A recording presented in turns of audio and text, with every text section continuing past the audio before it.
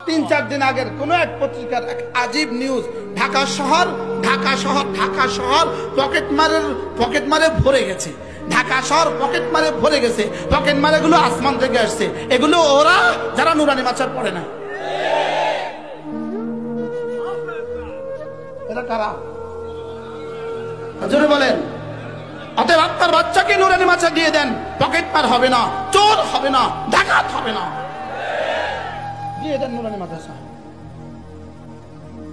আপনারা গ্রাম না শহর আমি তাও বুঝছি না, এটা কি গ্রাম তো না, শহরতলি।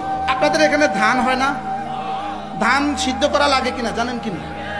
আমাদের মা বোনরা ছোটবেলা ধান সিদ্ধ করতো কিনা? ধান সিদ্ধ করে স্তূপ দিয়ে রাখছে, রৌদ্র আসলে শুকাবে, রৌদ্র আসলে শুকাবে। এখন মা বোনরা শুধু জিকির করে, আল্লাহ একটু রোদ দেন, একটু রোদ দেন, একটু রোদ দেন। কয়নি কয় না? 3 দিন হয়ে গেছে, ধানের দুর্গন্ধ ছড়াচ্ছে, এমন সময় একটু রোদ উঠছে। মা বোনরা খুশি, ধান ছড়াইয়া দিছে।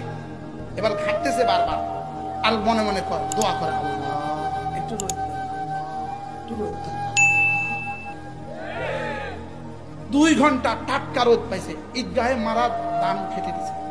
এবার 2 ঘন্টা পরে আকাশে মেঘ থাকছে, সবগুলো ধান একসাথ করে তারফাল দিয়ে ঢাইকা। এবার আল্লাহ আলহামদুলিল্লাহ, বোন ধান নষ্ট সারা হয়েছে। কি কয় কর? হ্যাঁ, নষ্ট থেকে বেঁচে গেছে, বলেন না? নষ্ট থেকে কি? এবার আরো একদিন পরে আবার বৃষ্টি রোদ হয়েছে, এবার একটু ঘাইটা গুটে দিছে, ধান নষ্ট হয়ে গেছে। তাহলে ধান নষ্ট সারা হয় কখন? বলেন রোদের ছোঁয়ায়। বলেন যেভাবে ধান নষ্ট সারা হয়েছে, 2 ঘন্টার ধান যেভাবে নষ্ট সারা হয়ে গেছে, ঠিক তেমনি ভাবে আপনার বাচ্চা, 6 বছরের ছেলে বাচ্চা, 6 বছরের মেয়ে বাচ্চা, শুধু 3টা বছরের জন্য কোরআনের রোদের ছটায় দিয়ে দাও, তোমার বাচ্চা 80 বছর বেঁচে থাকলে নষ্ট সারা হবে। কি হবে? নষ্ট হওয়া থেকে বেঁচে যাবে। সুবহানাল্লাহ বলেন না? এ বাচ্চা পকেট মার হবে না। এ বাচ্চা কি হবে না বলেন? কেন ঢাকা শহর পকেট মারে ভরে গেছে? ব্যাপারটা কি? শিক্ষা ব্যবস্থাকে যদি এভাবে ধ্বংস করতে থাকো, এভাবেই তোমাদের পকেট ধ্বংস হবে। কি হয়?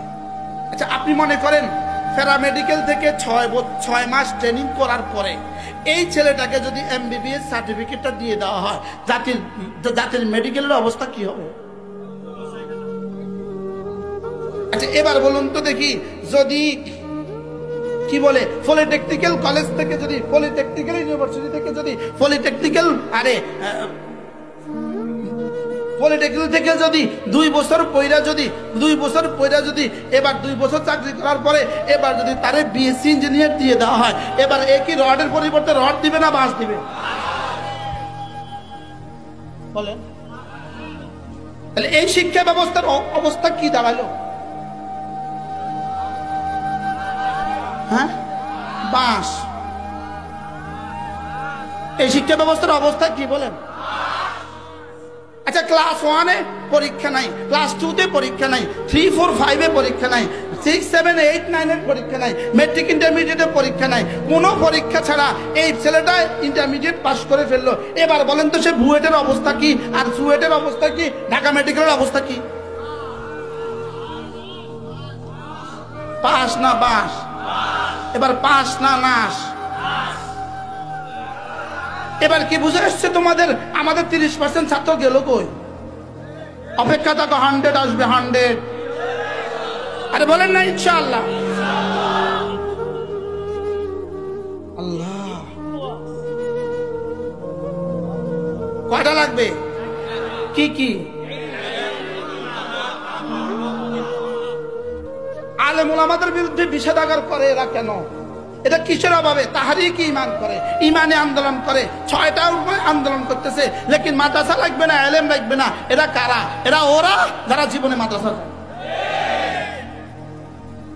বাস্তব না বাস্তব? তাহলে 1 নাম্বার কি? আবার বলেন। 2 নাম্বার কি? ঈমান। 2 নাম্বার কি?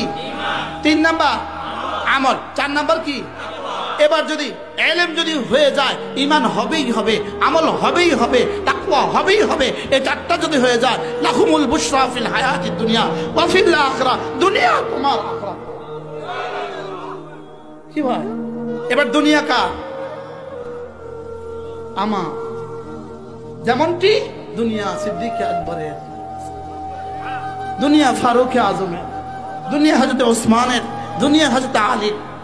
হয়েছে না হয়েছে না বলেন? কয় বিষয়ের বুনিয়াদে? কি কি? আবার বলেন। সহজ ভাষায় তর্জমা করলে ইলম মানে জেনে, ইলম মানে জেনে, ঈমান মানে বিশ্বাস করে, আমল মানে করণীয়গুলো করে, তাকওয়া মানে বর্জনীয়গুলো ছেড়ে দাও। কয়টা পাইছে? কি কি বলেন? জানিয়া, বিশ্বাস করিয়া, করণীয়গুলো করিয়া, বর্জনীয়গুলো ছেড়ে দেওয়া। আর কি কি আছে?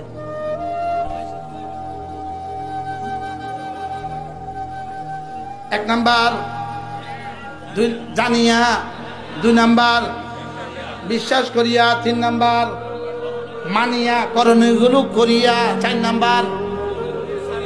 এবার কোনটা কোনটা রয়েছে? আর লাহুমুল বুশরা ফিল হায়াতিদ দুনিয়া ওয়া ফিল আখিরা। এটা যদি হয়ে যায়, ইলমওয়ালা যদি হয়ে যাও, ঈমানওয়ালা যদি হয়ে যাও, আমলওয়ালা যদি হয়ে যাও, তাকওয়াওয়ালা যদি হয়ে যাও, রব বলেন কথা দিলাম লা ইস্তাখলিফান্নাকুম, দুনিয়া তোমার আখিরাত তোমার, দুনিয়া তোমার আখিরাত তোমার। এর বিপরীতে যত সিদ্ধান্ত নিবা উৎকর্ষ তার, তত শুধুই চোর তৈরি হবে, আর বাটফাট তৈরি হবে, দুর্নীতিবাজ তৈরি হবে।